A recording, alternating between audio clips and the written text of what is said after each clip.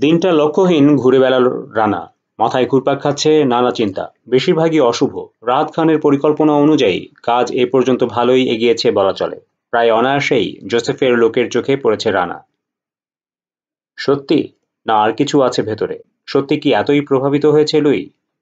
চাচার recruiting officer ওকে অনুমোদন করবে কিনা না জেনেই এত বড় এক অঙ্ক অফার করে বসলো। অস্বাভাবিক নয়? তার উপর জানা গেছে চাচার কোনো বেআইনি ব্যবসার সাথে লুই লাজারোর সম্পর্ক নেই। অথচ ওকে দলে টানার জন্যে মরিয়ার চেষ্টা হয়ে দেখলে মনে হয় তা সত্যি নয়। সম্পর্ক আছে। হয়তো আমেরিকার হেরোইন চালান তেলের সাথে লুই নিজেই নিয়ে যায় জাহাজে করে। দেখানোর জন্য হয়তো ওপরে ওপরে ভান করে কিছু না জানার। কাঁধ ঝাঁকালো ও। মনে হয় না। মানুষ চেনার ক্ষমতা কিছুটা হলেও আছে ওর। লুইকে যতটুকু দেখেছে তাতে মনে হয় খবরটা সত্যি। তেলের ব্যবসা ছাড়া ফ্রান্সিনির আর কোনো ব্যবসার সাথে নেই সে। রানাকে দলে টানার জন্যে ব্যস্ততা একটু বেশি দেখিয়েছে লুই, সন্দেহ নেই তাতে। তবে এসবের মধ্যে কোনো ফাঁক আছে বলে মনে হয় না। হয়তো মেজর জেনারেলের দেয়া তথ্য অনুযায়ী খুব সমস্যায় পড়েছে ডন। অর্গানাইজেশন চালানোর উপযুক্ত মানুষের অভাব ঘটেছে, তাই যেচে চাচাকে সাহায্য করতে চাইছে লুই। টনি ক্যানজোনিরির মতো উপযুক্ত একজনকে হাতছাড়া করতে চাইছে না। হয়তো একবার ওকে চাচার সামনে হাজির করে চমকে দিতে চায় তাকে, খুশি করতে চায়।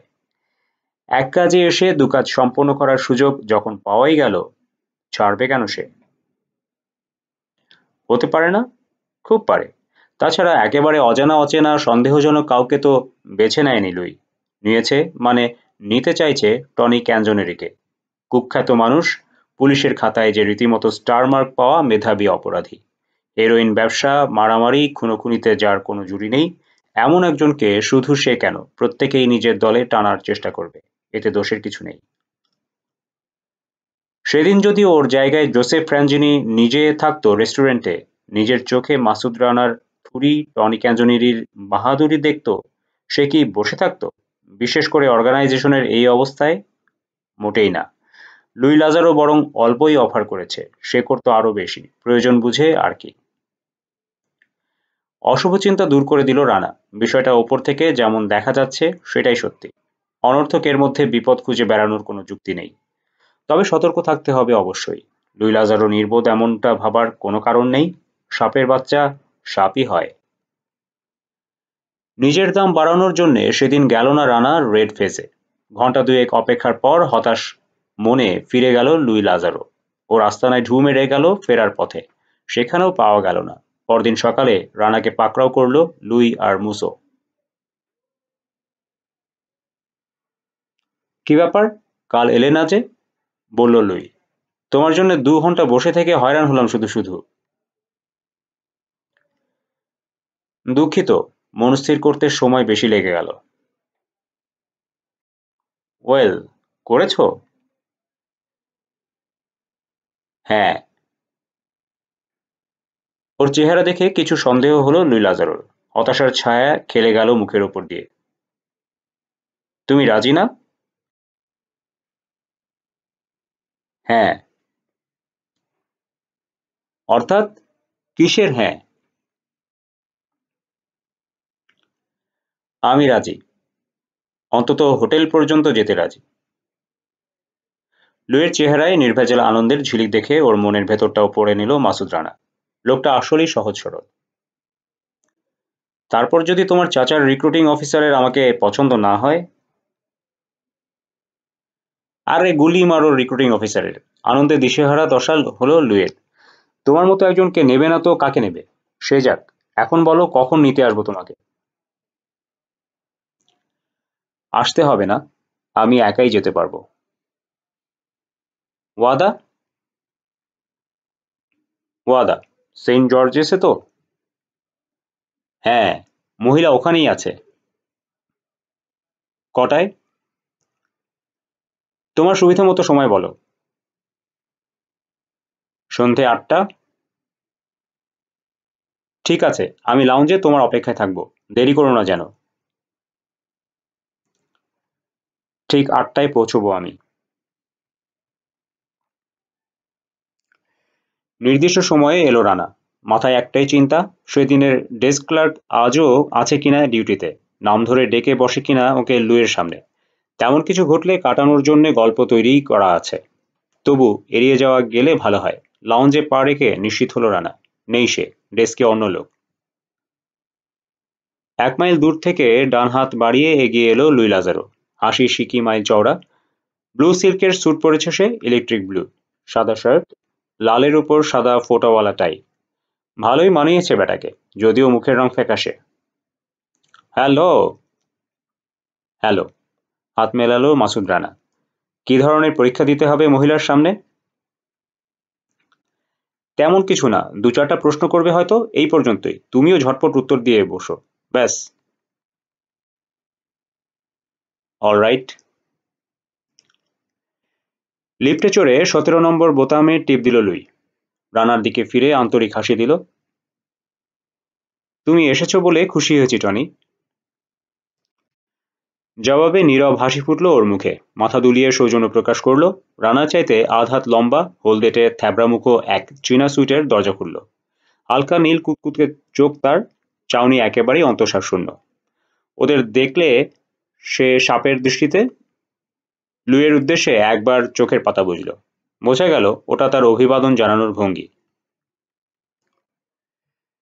নিজের প্রশস্ত ধরটা একপাশে সরিয়ে নিল চীনা দানব। ভেতরে ঢোকার পথ করে দিল ওদের। লুইকে অনুসরণ করে দুপা এগুলো রানা। দরজা বন্ধ করে পিছন থেকে খপ করে ওর কলা টেনে ধরল দানব।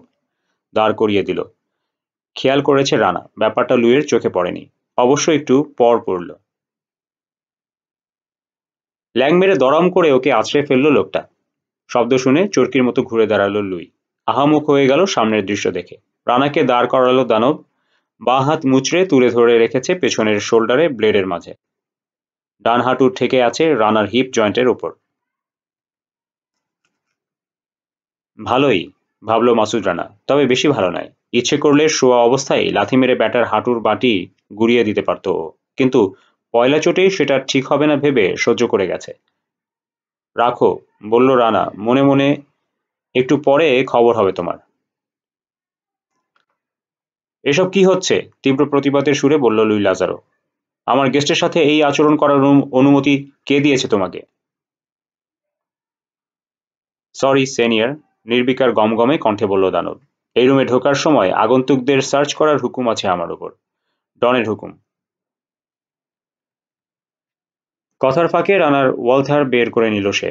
দেহে অস্ত্র লুকিয়ে রাখার আর সব জায়গাও চেক করলো, তারপর সন্তুষ্ট মনে ছেড়ে দিল ওকে। রাগে লাল লুইয়ের দিকে তাকিয়ে আরেকবার দুঃখ প্রকাশ করলো। Sorry senior. ওয়েল, পাওয়া গেল কিছু? ঠিক যেন জলতরঙ্গ বেজে উঠল ঘরের মধ্যে। এত মিষ্টি আর সেক্সি মেয়ে কণ্ঠ জীবনে খুব কমই শুনেছে মাসুদ রানা। ঘুরে তাকালো ও। প্রকাণ্ড সুইট এটা। লিভিং রুমের সাইজ দেখলেই তা বোঝা যায়। তার এক মাথায় দাঁড়িয়ে আছে ওরা, মেয়েটি আরেক মাথায়। হয়তো বেডরুম থেকে এসেছে। এক কথায় চমৎকার একটা ছোটখাটো চীনা পুতুল। তার ডিম আকারের মুখটাকে ফ্রেমের মতো ঘিরে রেখেছে কুচকুচে কালো ঘন চুল। 3 কিনারাওয়ালা ফ্রেম। সামনের দিকের চুল ঝুলে আছে ছোট্ট কপালের মাঝ বরাবর, সমান করে ছাটা। 22 অথবা 32, যে কোনো একটা হবে তার বয়স। এর চোখও নীল, রহস্যময় নীল। পাতলা লোভনীয় ঠোঁটের কোণে হাসি ফুটে আছে, খুব সামান্য। উঁচু গলার ধূসর সিল্কের ইভনিং গাউন পরে আছে মেয়েটি। বুকের কাছে অনেকটা খোলা, ভেতরের গভীর খাদ। অজান্তে ঢোক গিল মাসুদ রানা। মাথার মধ্যে প্রচণ্ড ঝড় বইছে। মেয়েটির রূপ যৌবন দেখে নয়, তাকে চিনতে পেরে। রওনা হওয়ার আগে রাহাত খানের রুমে যে ফোল্ডার নিয়ে মিনিট 10 হোমওয়ার্ক করে এসেছে ও, তাতে এই মেয়ের ছবি ছিল। ডোশিও ছিল। সু লাও লিন এর নাম। বেশি পরিচিত ড্রাগন লেডি নামে। মধ্যপ্রাচ্যে চীনা ইন্টেলিজেন্স সার্ভিসের 2 নম্বর এজেন্ট। নিপুণ পরিকল্পনাকারী হিসেবে পরিচিত এ মেয়ে। কাজ যাই হোক, পরোয়া নেই। নিজের কাজে সুদক্ষ এবং নির্মম। জোসেফের মাল্টি-মিলিয়ন ডলার প্রজেক্টের ওয়ার্কিং হ্যান্ড রিক্রুট করার দায়িত্ব এই মেয়ের। সর্বনাশ, ডোশিয়েতে পড়েছে রানা। এই র্যাকেটের সাথে হয়েছে সম্পর্ক আছে সু লাও লিনের। তা যে এই দাঁড়াবে, কে ভেবেছে? বেইজিংয়ে কাজে তাকে অফিসিয়ালি নিয়োগ করেছে বলে মনে হলো না রানার। ওরা এসব ব্যাপারে ভীষণ রকম স্পর্শকাতর। আর মাসুদ লিও ফিল কামাই করেছে, কিন্তু মানিকে মানিক চিনল কেমন করে? সব হওয়ার প্রয়োজন বোধ করলো এবং বিস্ময় চাপা দেওয়ার জন্য লোভ প্রকিয়ে চোখ তুলল। কয়েকবার নজর বোলালো মেয়েটির পা থেকে মাথা পর্যন্ত। বাপরে, কি চিজ একখানা! দেখলে 100 বছরের থুতথুরে বুড়োর দেহেও যৌবনের বান ডাকবে। লিনও বুঝল রানার চাউনির অর্থ, তবে তা টের পেতে দিল না ওকে। প্রতিদিন কতজনের চোখে কতবার ওই চাউনি দেখতে হয় লিনকে, তার ইয়ত্তা নেই। ওদিকে লুই তখনও বিষয়টা মেনে নিতে পারেনি। চোখ কুঁচকে লিনকে দেখছে সে। মাথা কাত করে বাচ্চা মেয়ের মতো হাসল লিন। রাগ করো না, তুমি তো জানোই বাইরের প্রত্যেককে এই রুমে ঢোকার আগে সার্চ করার নিয়ম আছে। তাই বলে এইভাবে? কি ভাবলো ও আমাকে? কিছুই ভাবিনি লুই, অমায়িক কণ্ঠে বলল রানা।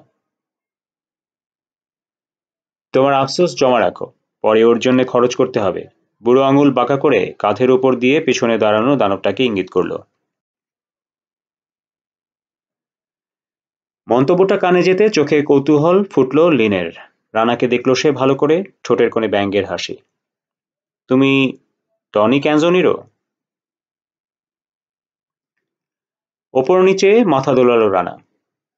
বাবার নাম লেট লিন ক্যানজেনেরো, বয়স 28, জন্মস্থান। থাক থাক, হাত তুলল লিন। সেসব মুখস্থ করিয়ে ছেড়েছে আমাকে লুই। ও আমার বডিগার্ড, ক্যাং।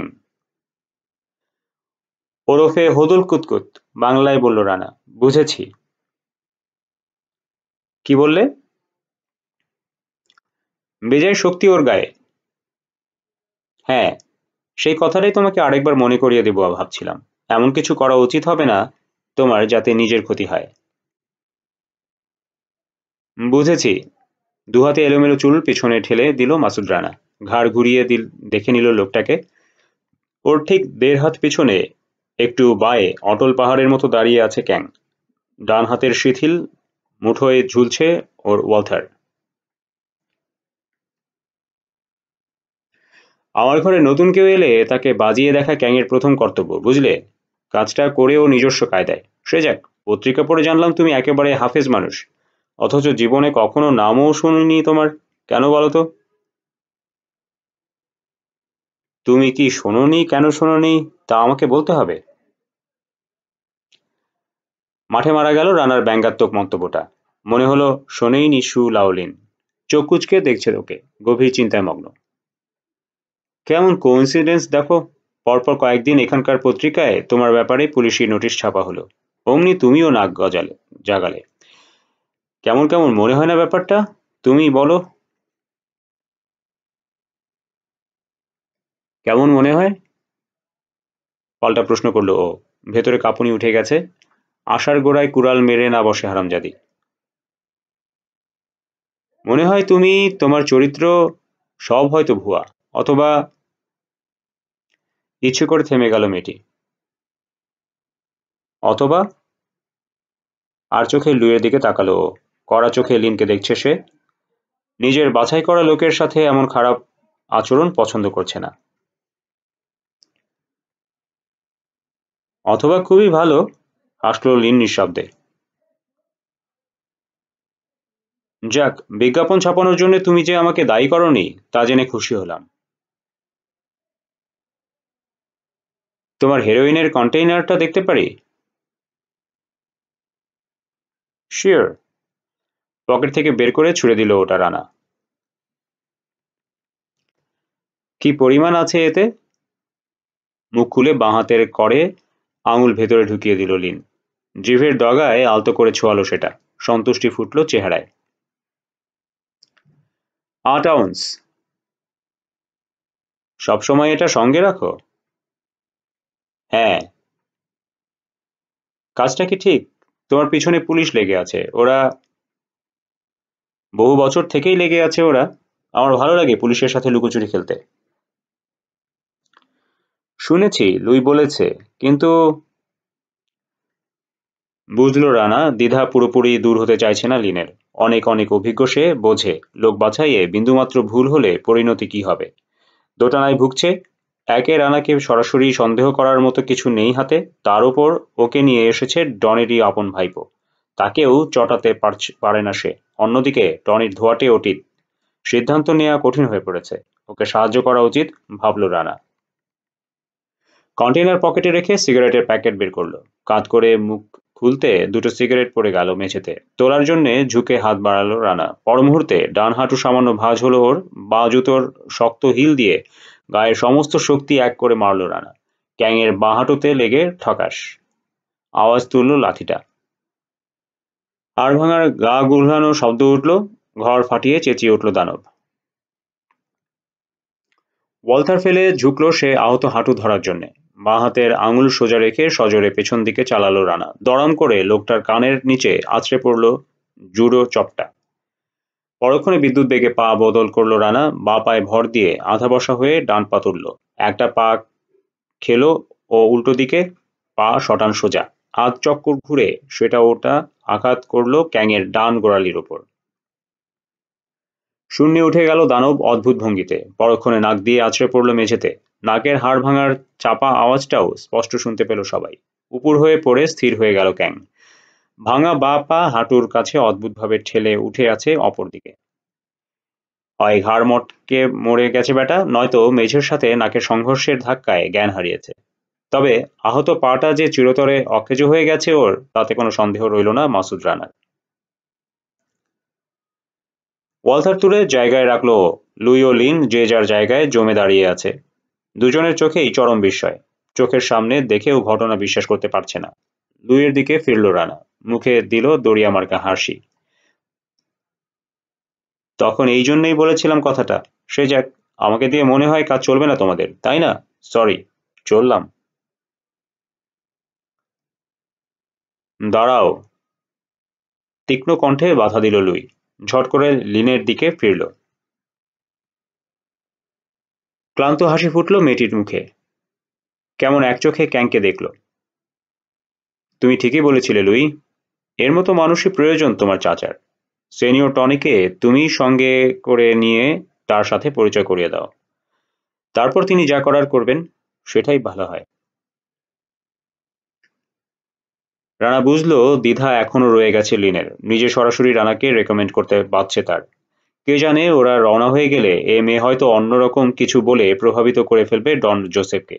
এর একটা ব্যবস্থা না করে বৈরুত ত্যাগ করা চলবে না। লুই, মুসোকে খবর দাও প্লিজ। এটাকে সরাতে বলো।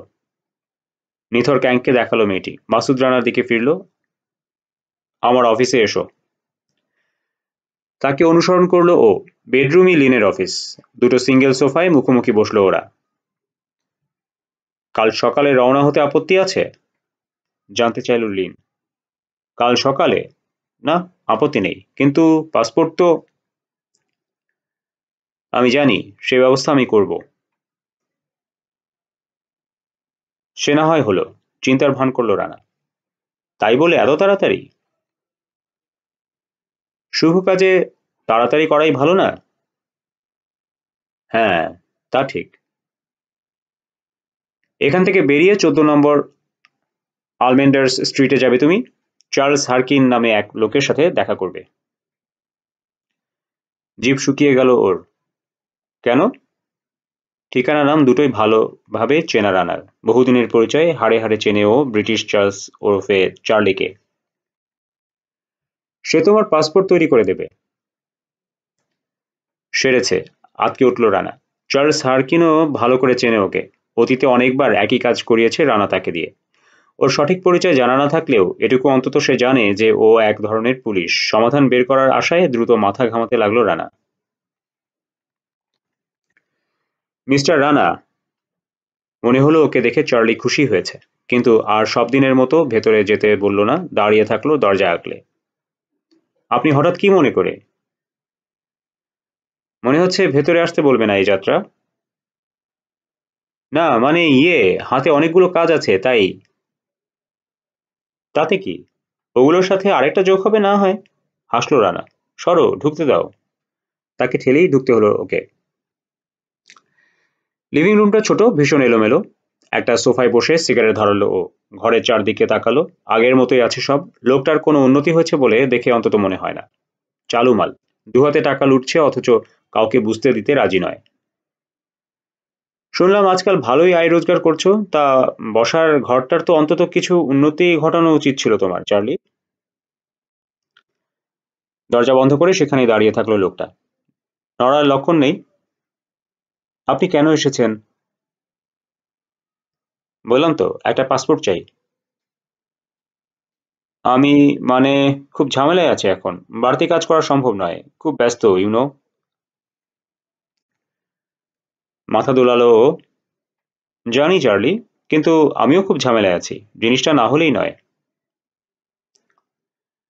পায়ে পায়ে এগিয়ে এলো লোকটা।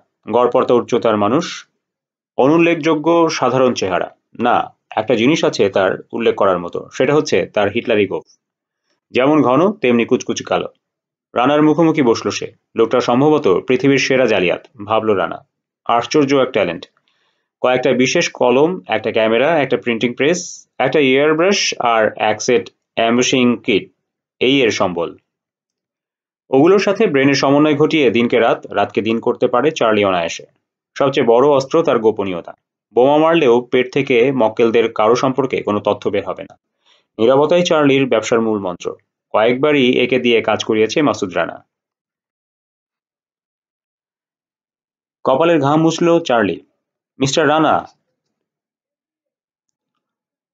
কি মজা দেখো, বাধা দিল ও। তুমি যে বর্তমানে ড্রাগন লেডির হয়ে কাজ করছো জানতামই না আমি। এমনভাবে তাকালো লোকটা যেন বুঝতে পারছে না রানার কথা। কিসের কথা বলছেন? ড্রাগন? কে? কাম অন চার্লি, বুঝতে তুমি ঠিকই পারছো কার কথা বলছি। বিশ্বাস করুন, ফর গড সেক, বুঝতে পারছি না। Dragon lady? সে কে? বুঝলাম না। সু লাও লিন। চোখের তারায় আতঙ্ক খেলে গেল চার্লির। সু লাও লিন? এই প্রথম শুনলাম নামটা। কতদিন থেকে ওর কাজ করছো? রানা নির্বিকার। ওর কাজ করছি আমি? কি বলছেন এসব? বোঝনি না? দাঁড়াও, বোঝাচ্ছি। সুলাউলিন নামে এক মেয়ে আমাকে তোমার কাছে পাঠিয়েছে। আবার যেন জিজ্ঞেস করে বসো না কেন, কারণটা তোমার জানা আছে। এক মেয়ে আপনাকে? হ্যাঁ। আমার পাসপোর্ট প্রয়োজন আজই, কারণ কাল সকালে আমাকে নিউ ইয়র্ক যেতে হবে, খুব জরুরি। একটু একটু করে বোধোদয় হলো চার্লস হারকিনের। একভাবে ওর মুখের দিকে তাকিয়ে থাকলো সে। চোয়াল ঝুলে পড়েছে। রানার পেশার প্রকৃতি জানে সে। ওর লিনের তরফ থেকে পাসপোর্টের জন্য আসার অর্থ কি হতে পারে তাও অনুমান করতে পারে। নিজের রমরমা ব্যবসার যে ইতি ঘটতে যাচ্ছে বুঝে ফেলেছে সে। চোখের সামনে থেকে দেয়াল, সোফা, মাসুদ রানা, কার্পেট সব এক এক করে মিলিয়ে গেল চার্লি। আপনি শিওর? কোলা ব্যাঙের আওয়াজ বের হলো লোকটার গলা দিয়ে। মিস লিন পাঠিয়েছেন আপনাকে? কোনো সন্দেহ নেই তাতে। দীর্ঘশ্বাস ছাড়ল সে। নীরবে বসে থাকলো, ভাবছে আকাশ পাতাল। মাসুদ রানা বুঝে গেছে সুযোগ পেলে অন্তত ওর ব্যাপারে গোপনীয়তা ভঙ্গ করবে সে। করবেই। একটা পার্মানেন্ট ব্যবসা হাতছাড়া হতে যাচ্ছে জেনে চুপ করে থাকা সম্ভব নয় কারো পক্ষে। একই ভঙ্গিতে ঝাড়া 10 মিনিট বসে থাকলো চার্লি। তারপর আরেকটা দীর্ঘশ্বাস ছাড়ল। তার চোখে পানি দেখল রানা। পরক্ষণে কাঁধের পেশি শক্ত হয়ে গেল ওর। ওর লোকটাকে ফোনের দিকে হাত বাড়াতে দেখে। কি করছো তুমি? তার দু চোখের মাঝে পিস্তল ঠেসে ধরল ও। ফোন করতে হবে মিস লিনকে, ভাঙা গলায় বলল চার্লি। নিয়ম আছে, কনফার্ম হয়ে নিতে হবে সত্যি সে আপনাকে পাঠিয়েছে কিনা। Standard procedure. দ্বিধায় পড়ে গেল ও। ব্যাটা মিথ্যে বলছে কিনা বুঝবে কি করে? অবশ্য এরকম একটা সিস্টেম থাকাই স্বাভাবিক। আমার সাথে চালাকির চেষ্টা করো না চার্লি। খোদার কসম, বিশ্বাস করুন, এরকম নিয়ম আছে। বেশ। একটু ভেবে মত দিল ও। করো। রিসিভার কানের একটু দূরে রাখো যাতে আমি ও প্রান্তের সব কথা শুনতে পাই। আর ভুলেও কোনো সংকেত দেওয়ার চেষ্টা করো না, তাহলে রিসিভার ক্রেডল করার আগেই তোমাকে ক্রেডল করব আমি। তেমন কিছু করব না আমি। গুড, করো। তবে আগে শুনে নাও কি কি বলতে হবে। প্রশ্ন করা হলে বলবে, নিজে থেকে কিছু বলবে না। ওকে? 2 মিনিট ধরে বিষয়টা ব্যাখ্যা করলো ও। মনে থাকবে সব? থাকবে। নম্বর ঘোরালো চার্লি। প্রায় সাথে সাথে সাড়া দিল জল তরঙ্গ। ইয়েস চার্লি, একজন এসেছে। বর্ণনা দাও প্লিজ। তাই করল সে। অস্ত্র তার থুতনিতে ঠেকিয়ে ঝুঁকে বসে শুনছে মাসুদ রানা। হ্যাঁ, ঠিক আছে, ওর জন্য সব তৈরি করে দাও please. ID, passport, travel documents সব। ওকে? Okay ma'am. আর চার্লি, এই লোকটার সম্পর্কে কখনো কিছু শুনেছ? আমি কিন্তু আজই প্রথম শুনলাম। কি নাম যেন? টনি। টনি ক্যানজোনারি। কলজি হিম হয়ে গিয়েছিল রানার। ওকে দ্রুত মাথা ঝাঁকাতে দেখে চার্লিও তাই করল। হ্যাঁ হ্যাঁ, শুনেছি।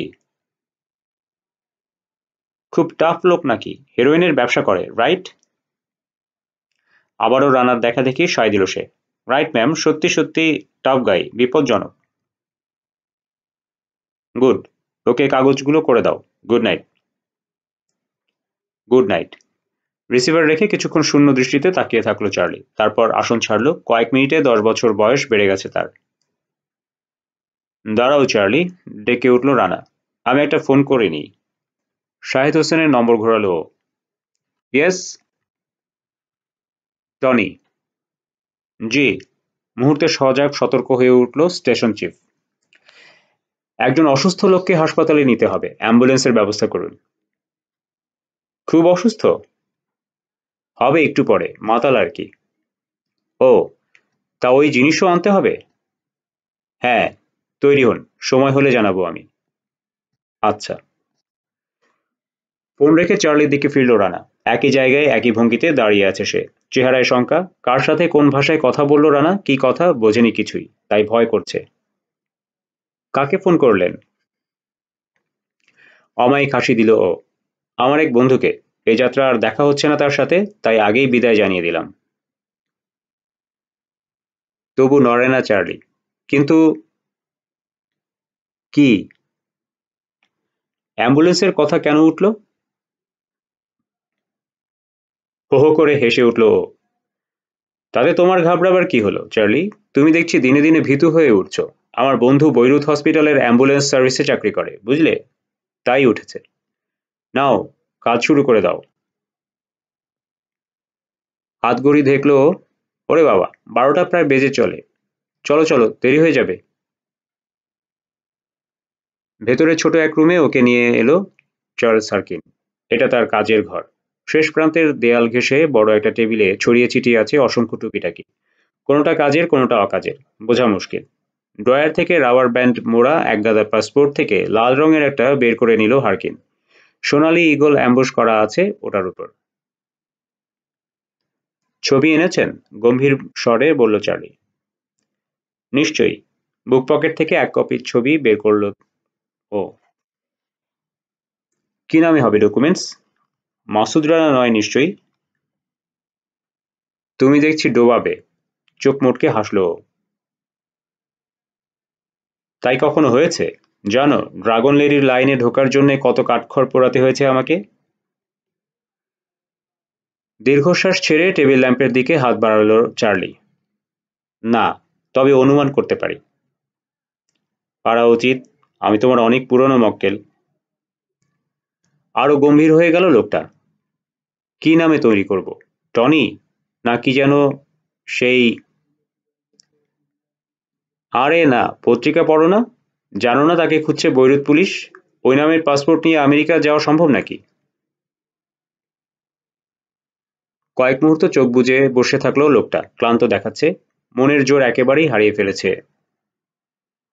তো মারিও সালের্নো নামে করো। পকেট থেকে পুলিশি বিজ্ঞাপনের একটা কাটিং বের করে দিল। আর সব এটা দেখে করবে। পড়ে নাও একবার। পড়ল চার্লি। আপন মনে মাথা দোলালো। আপনি জানতেন এখানে আসতে হবে আপনাকে? সেই জন্যই সঙ্গে রেখেছিলেন এটা? রেখেছিলাম আমি যে কত বড় ওস্তাদ, প্রয়োজনে তা একে তাকে দেখাবার জন্য। আর হ্যাঁ, কোনো একজনের কাছে পাসপোর্টের জন্য যেতে হতে পারে, সে ব্যাপারে মোটামুটি আশাবাদী ছিলাম বলতে পারো। কিন্তু সে যে তুমি, বুঝিনি। যাকগে, ভাগ্যই আবার আমাদের এক জায়গায় এনে ফেলেছে। তুমি আমি কি করতে পারি বলো? নিয়তির ওপর মানুষের হাত নেই। অন্যমনস্ক কণ্ঠে বলল এক লোকটা। হ্যাঁ, সে তো বটেই। কাটিংটা সামনে ওয়েট চাপা দিয়ে লেগে পড়ল সে। পর মুহূর্তে আড়ষ্ট হয়ে গেল ঘাড়ে শীতল ইস্পাতের ছোঁয়া পেয়ে। মনে রেখো চার্লি, গমগমে ভরাট কণ্ঠে বলল রানা। ডকুমেন্টসের দোষে যদি আমাকে ফ্লাইট মিস করতে হয়, তুমি প্রাণে বাঁচবে না। আশ্বস্ত হলো লোকটা। আমি জানি আপনার সাথে লড়ার ক্ষমতা নেই আমার, তাই ও চেষ্টাই করব না। অন্তত আমার জন্য আপনার ফ্লাইট মিস হবে না, নিশ্চিত থাকুন। গুড। 2 ঘন্টা পর একটা অ্যাম্বুলেন্স নিঃশব্দে এসে থেমে দাঁড়ালো 14 আলমেনাডার্স স্ট্রিটে। সাদা পোশাকের 2 স্ট্রেচার বয় নামলো পেছন থেকে। স্ট্রেচার নিয়ে এগুলো তারা। ড্রাইভার সিটে বসে থাকলো।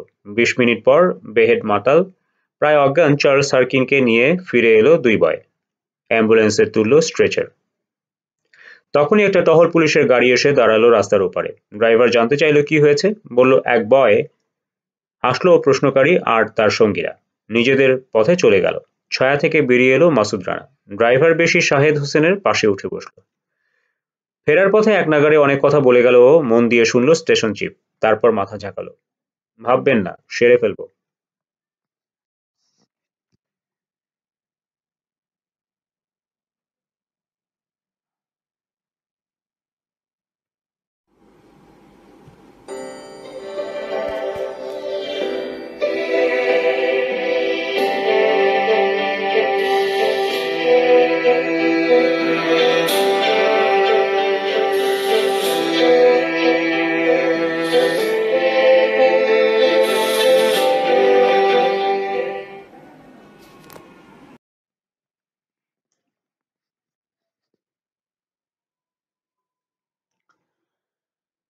সকাল 8টা, হোটেল সেন্ট জর্জেস।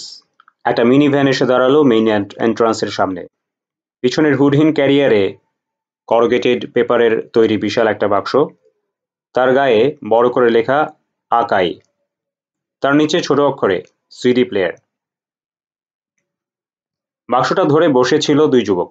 পরনে স্থানীয় অভিজাত এক ইলেকট্রিক সামগ্রীর বিক্রেতার নাম লেখা হালকা নীল ইউনিফর্ম। রিসিপশনে ফোন করে এসেছে এরা, তাই তৈরি ছিল লাগেজ ট্রলি। হোটেলের বেল বয়ে ওঠা ঠেলে দিয়ে এলো। কিছু কথা হলো তার 2 ইউনিফর্মের সাথে। একজনের হাতে একটা ক্লিপবোর্ড, তাতে ক্লিপ করা রিসিভিং চালানটা দেখল সে। হতে প্রাপকের সই চাই। নিয়ম অনুযায়ী তাদেরকেই করতে হবে কাজটা। মাথা দুলিয়ে ট্রলি তাদের হাতে ছেড়ে দিয়ে চলে গেল বেল বয়। 2 ইউনিফর্ম ধরাধরি করে বাক্সটা ট্রলিতে বসালো। ওটা নিয়ে লাউঞ্জ পেরিয়ে লিফটের দিকে এগোলো।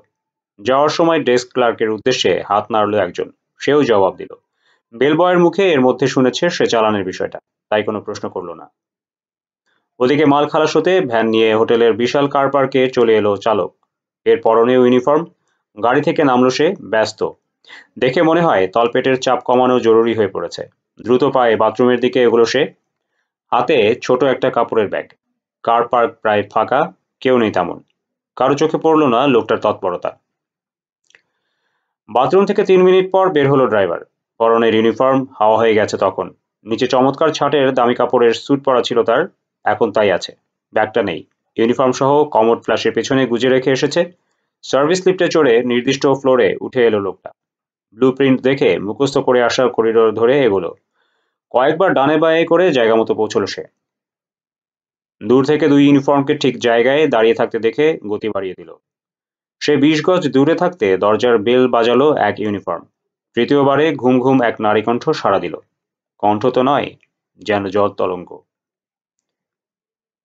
ইয়েস। সিনিয়র টনির তরফ থেকে আপনার জন্য একটা প্রেজেন্টেশন নিয়ে এসেছি আমরা, ম্যাডাম। পিপহোলের সূক্ষ্ম সাদা অংশটা অন্ধকার হয়ে গেল। বোঝা গেল ভেতর থেকে ওখান চোখ রেখে দেখছে জল তরঙ্গ। কার তরফ থেকে? কণ্ঠে বিস্ময় তার। Senior Tony Canzoneri. জিনিসটা কি? বাক্সের গায়ে টোকা দিল এক যুবক। ক্লিপবোর্ড তুলে ধরল। একটা সিডি প্লেয়ার, ম্যাডাম। আপনার সই প্রয়োজন। 1 মিনিট, প্লিজ। কার্পেটে দ্রুত লঘু পায়ের আওয়াজ উঠল, সরে যাচ্ছে। পরস্পরের দিকে তাকালো দুই যুবক। কমপ্লিট স্যুট এর মধ্যে একবার পাশ কাটিয়ে গেছে তাদের, এখন আবার ফিরে আসছে। ঠিক 30 সেকেন্ড পর খুলে গেল স্যুটের দরজা। গাউনের ফিতে বাজছে তখনও সুলাউলিন, চোখ মুখ ফোলা। সরি, তৈরি ছিলাম না। That's alright madam. কোথায় রাখবো এটা? বেডরুমে? জিনিসটা দেখে খুশি ঠিকই হয়েছে মেয়েটি, কিন্তু বিস্ময় যায়নি এখনো। এমন ঘটনা এই প্রথম ঘটল। হ্যাঁ, বেডরুমেই রাখো। পথ দেখান প্লিজ। ভেতরে ঢুকে পড়ল দুই যুবক। দাঁড়াও, দরজাটা। আমি বন্ধ করছি দরজা। হাসি মুখে দোরগোড়ায় উদয় হলো কমপ্লিট। হাতে উদ্যত লুগার। সশব্দে আটকে উঠল লিন। লোকটার হিলের আঘাতে দড়াম করে লেগে গেল দরজা। কারা তোমরা? ভালো মানুষ দুই ইউনিফর্মের হাতেও দেখা দিল একই জিনিস, কেবল নাম আর ক্যালিবার আলাদা আলাদা। এই যে তফাৎ। ওরা দ্রুত ছড়িয়ে পড়ল, পুরো সুইট সার্চ করে ফিরে এলো তক্ষুনি। নেই কেউ, ঘোষণা করলো একজন। না থাকারই কথা, বলল কমপ্লিটধারী। শার্টটা তো নিকেশ হয়েছে সবে কয়েক ঘন্টা আগে। তার রিপ্লেসমেন্ট যাগে। তোমরা কাজ শেষ করো। ক্লিপবোর্ড এগিয়ে দিল এক যুবক। সই করুন। ঠান্ডা চোখে তিনজনকে দেখল লিন। ভয় পেলেও চেহারা দেখে বোঝার উপায় নেই।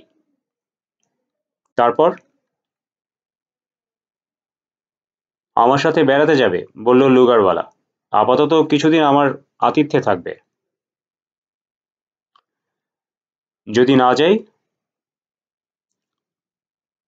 তাহলে বুঝবো মেডিকেল সায়েন্স মিথ্যে হয়ে গেছে। পকেট থেকে একটা সিরিঞ্জ আর এক শিশি ওষুধ বের করলো সে। কোনো লেবেল নেই তার গায়ে। একটু পর এটা পুশ করা হবে তোমার দেহে।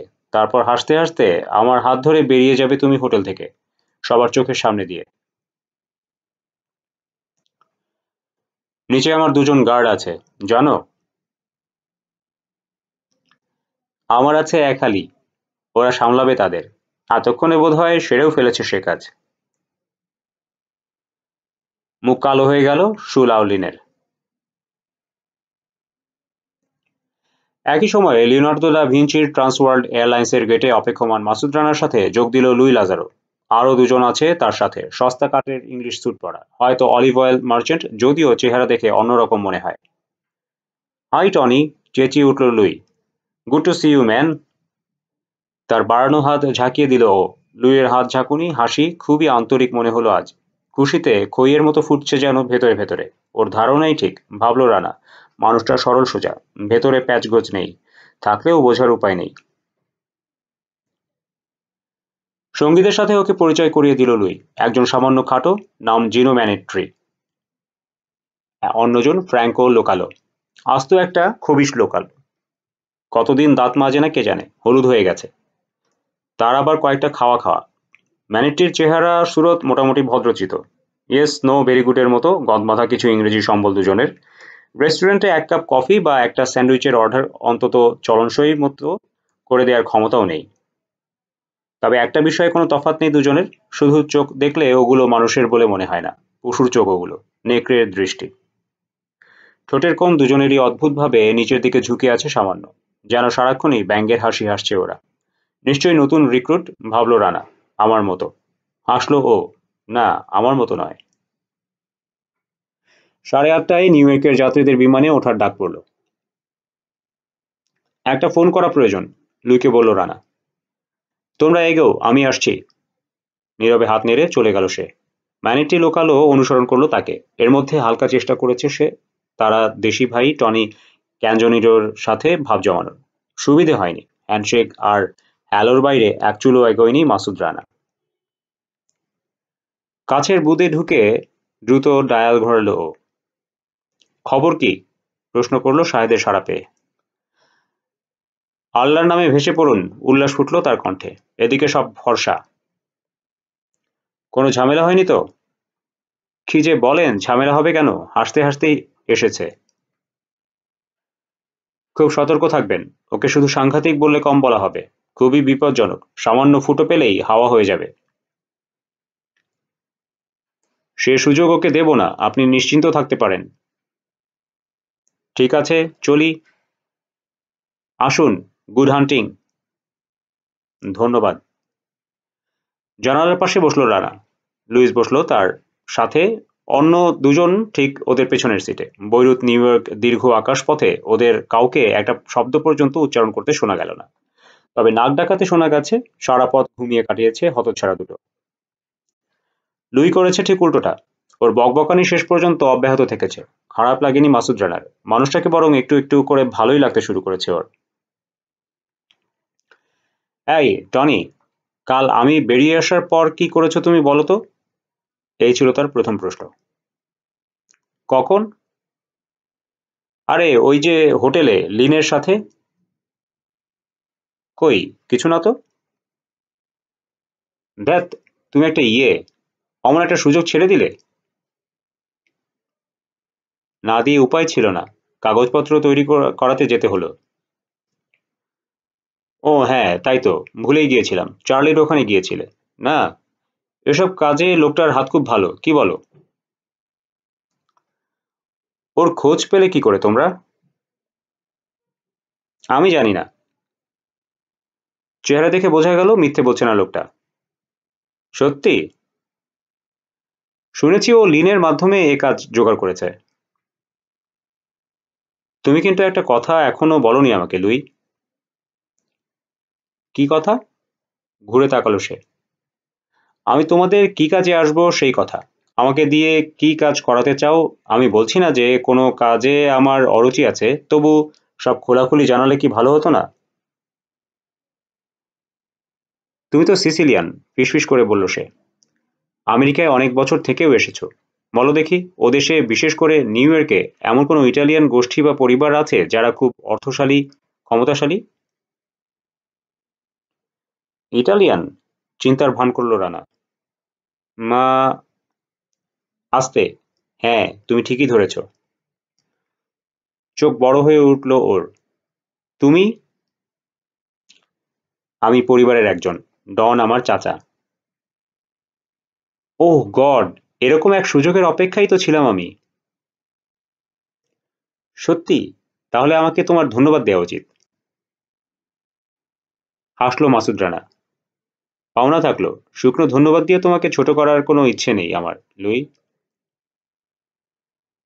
গ্রেট। শিওর। ভালো কথা। কাল তুমি ক্যাংয়ের কি হাল করেছো জানো? না। মাই গড। ও বেটা শেষ। মানে? মরে গেছে? না। তবে সেটাই বরং ভালো হতো ওর জন্য। বাঁ হাঁটুর বাটি গুঁড়ো হয়ে গেছে আর স্পাইনাল ইনজুরিও হয়েছে। হয়তো পঙ্গু হয়ে যাবে। দুঃখিত। মাথা ঠিক রাখতে পারিনি। আমার সাথে অভদ্র আচরণ করা ঠিক হয়নি ক্যাঙের। বাইরে মন দিল ও। একটু একটু করে পিছিয়ে যাচ্ছে লেবানিজ উপকূল রেখা।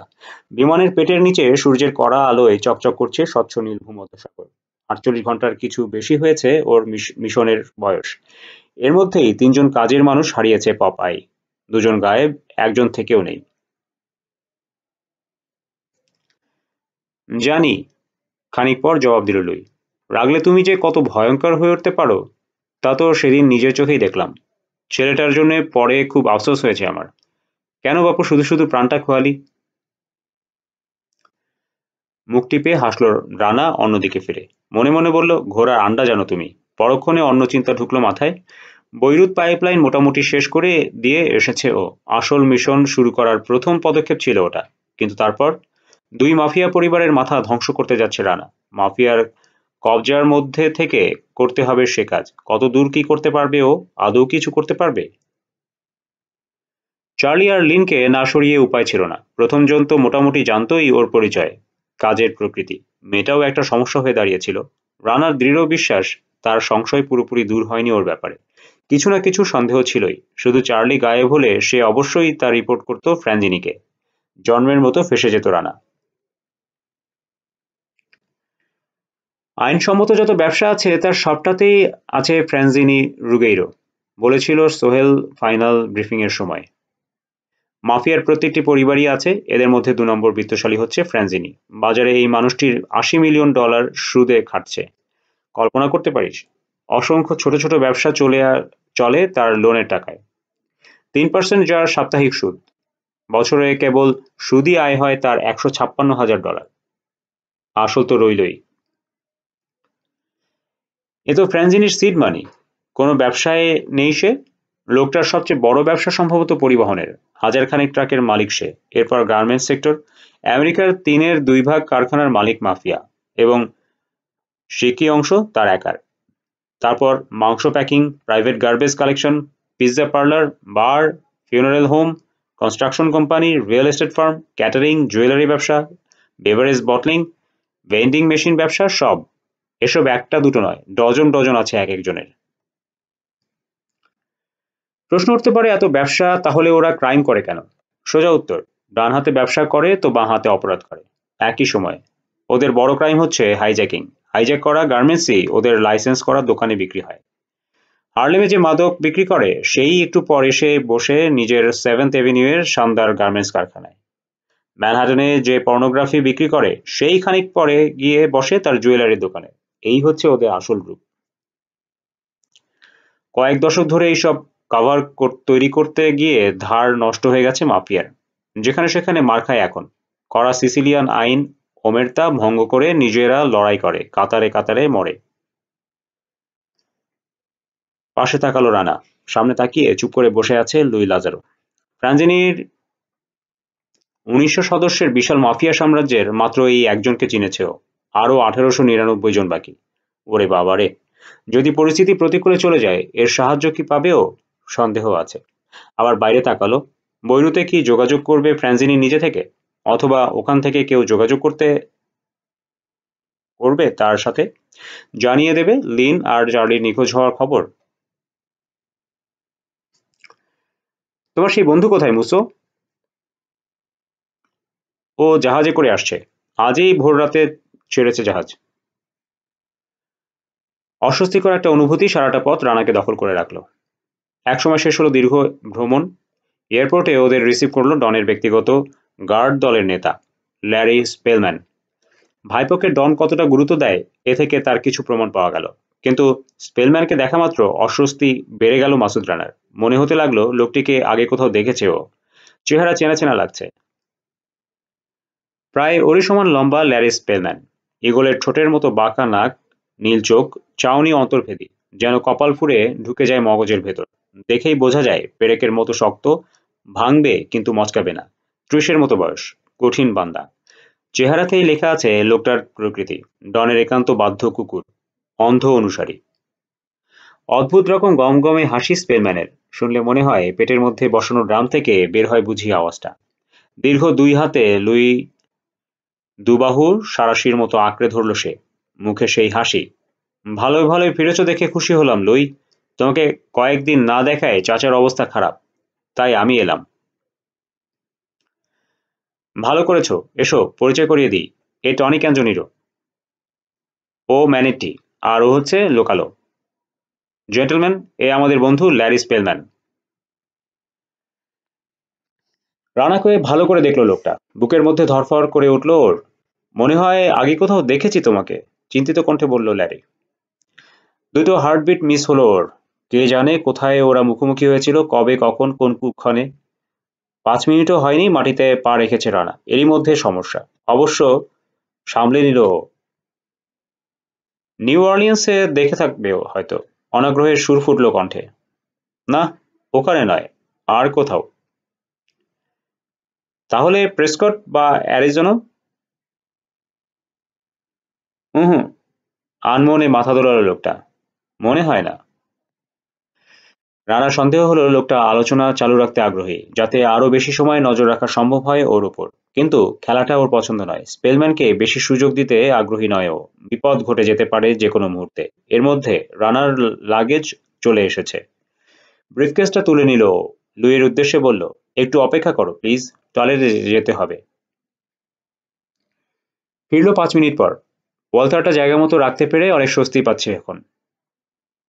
ওদের নিয়ে রওনা হলো ডনের প্রকাণ্ড নীল ক্রাইসলার। লুই, রানা আর স্পেলম্যান বসেছে পিছনের সিটে, অন্য দুজন ড্রাইভারের সাথে। এবারও পুরো রাস্তা বকবক করে কাটালো লুই। কথা বলায় কোনো ক্লান্তি নেই তার। নিজের দুর্বল রসিকতায় নিজেই হাসে বেশি। ব্যাপারটা যাতে চালু থাকে সেজন্য এবার রানাও সাহায্য করলো যাতে স্পেলম্যানের মন অন্যদিকে সরিয়ে রাখা যায়। এটা কোনো সমাধান নয় ঠিকই, তবু কিছু সময়ের জন্য মনোযোগ বিচ্ছিন্ন রাখা যাবে লোকটার। কথার ফাঁকে রানাও দ্রুত স্মৃতির পাতা হাতড়াচ্ছে। মরিয়া হয়ে মনে করার চেষ্টা করছে তার পরিচয়, কিন্তু কাজ হচ্ছে না।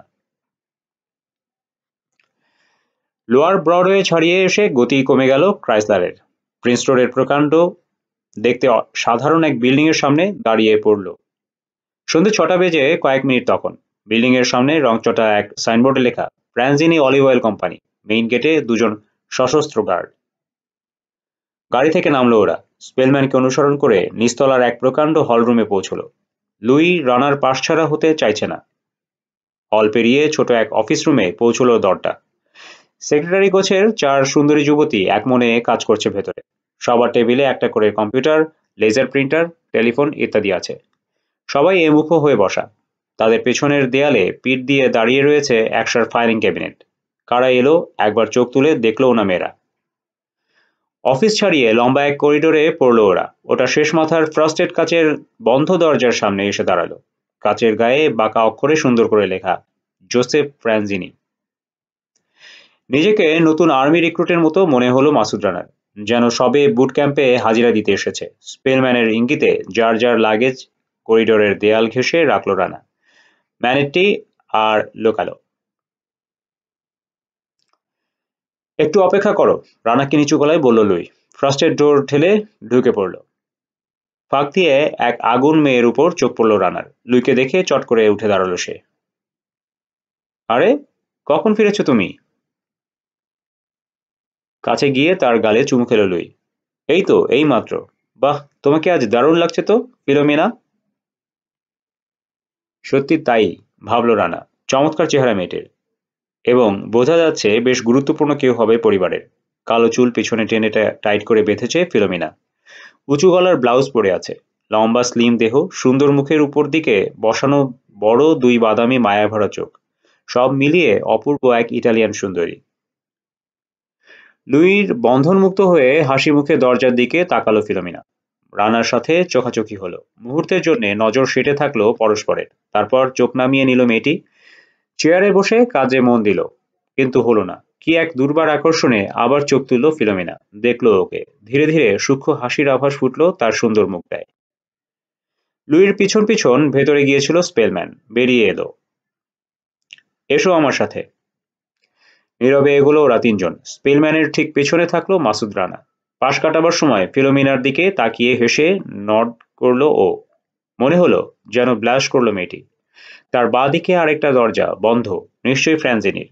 দরজার পাশে এক লাইনে কয়েকটা চেয়ার, সেদিকে ইঙ্গিত করলো স্পেলম্যান। বসো। বন্ধ দরজার গায়ে টোকা দিয়ে ভেতরে ঢুকে গেল সে। কয়েক সেকেন্ড পর দরজায় দেখা দিল একটা ক্রোম হুইল চেয়ার। সেটাই বসে আছে ডন। ভল্লুকের মতো দেখতে মানুষটা, প্রকাণ্ড দেহী, বসার ভঙ্গি সিংহের মতো। স্পেলম্যান হুইল চেয়ার ঠেলছে, লুই তার পেছনে। 3 রিক্রুটের মুখোমুখি হলো ফ্রান্সিনি। ভালো করে দেখলো তাকে মাসুদ রানা। এই সেই লোক যাকে শেষ করতে সুদূর বাংলাদেশ থেকে ছুটে এসেছে ও। কম করেও 350 পাউন্ড ওজন হবে ডনের, হয়তো তার চেয়েও বেশি। হুইল চেয়ারের চওড়া পরিসর ধরে রাখতে পারছে না দেহটা। দুপাশ গলে বাড়তি অংশ পড়ে যাবে যেন। সারা দেহে চর্বি থলথল করছে। বিশাল মুখের ওপর ঢেলা ঢেলা ছোট চোখ দুটো একেবারেই বেমানান। গাঢ় কালচে দাগ তার নিচে। তরমুজ সাইজের মাথার কাঁচা পাকা এলোমেলো চুল। পালা করে ওদের দেখল সে। চাউনি দেখলে মনে হয় এই বুঝি ধমকে উঠবে। ডনের সবকিছুতে মাল্টিপল স্ক্লেরোসিসের কামড় দেখতে পেল মাসুদ রানা। জঘন্য এক রোগ। মানুষের মোটর ইম্পালস বরবাদ করে দেয়, দৃষ্টিশক্তি কমিয়ে দেয়, সমন্বয় বোধ ঠেলে নিয়ে যায় প্রায় শূন্যের কোঠায়। হজম শক্তিও নষ্ট করে ফেলে, আরও অসংখ্য সমস্যা সৃষ্টি করে। মানুষ এ রোগে মরে না বটে, তবে জীবনের শেষ দিন পর্যন্ত ভোগে নানাভাবে। এর চেয়ে মৃত্যুও অনেক ভালো। স্ক্লেরোসিসের কোনো প্রিভেন্টিভ নেই, চিকিৎসা নেই। এত প্রতিকূলতার পরেও মানুষটি এখানকার দ্বিতীয় বৃহত্তম মাফিয়া ফ্যামিলির বন। ভাবতে আশ্চর্য লাগে মাসুদ রানার। লুই, হাঁক ছাড়ল ডন। সত্যি সিংহের মতো ভাবল ও। কিছুটা খসখসে, তবে অস্বাভাবিক গম্ভীর। এদের সাথে পরিচয় করিয়ে দাও। তাড়াতাড়ি সামনে চলে এলো সে। এ হচ্ছে জিনো ম্যানিট্টি। বন গিওর্নো। উঠে দাঁড়িয়ে নড করলো লোকটা। ডন জোসেফ। গিওর্নো মাথা চাকালো সে। চেহারায় বিরক্তি ফুটিয়ে পাশের জনের দিকে তাকালো। এই ফ্র্যাঙ্কো লোকালো। শটান দাঁড়িয়ে নড করলো লোকালো। বন গিওর্নো, ডন জোসেফ। আমি ক্যাসল মেয়ার থেকে এসেছি। সিট। রানার দিকে ফিরল সে ধমকটা সেরে। আর এ হচ্ছে সেই লোক, টনি ক্যাঞ্জনেরি, যার কথা কাল তোমাকে ফোনে জানিয়েছি। হুম।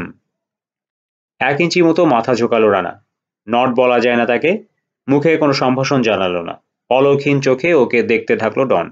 দু চোখে রাজ্যের ঘৃণা। এ ঘৃণা আসলে ওর প্রতি নয়, বুঝলো রানা। ডনের নিজের প্রতি নিজেকে, নিজের অভিশপ্ত দেহটাকে মনে প্রাণে ঘৃণা করে সে।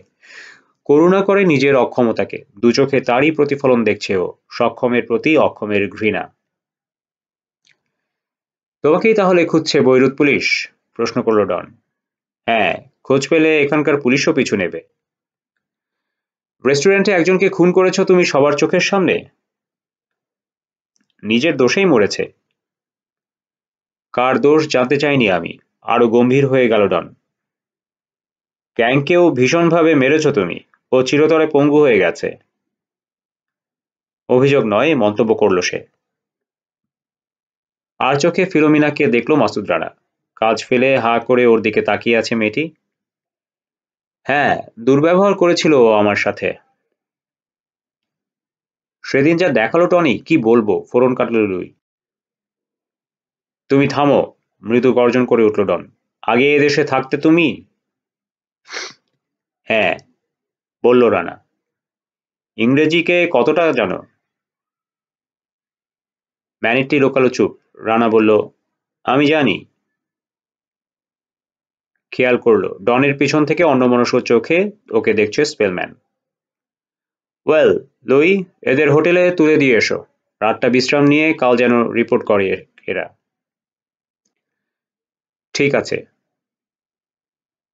কাল রাতে টনির গার্ডেনে ফিলোমিনার বার্থডে পার্টি, মনে আছে তো? হ্যাঁ, মনে আছে, বলল ভাইপো।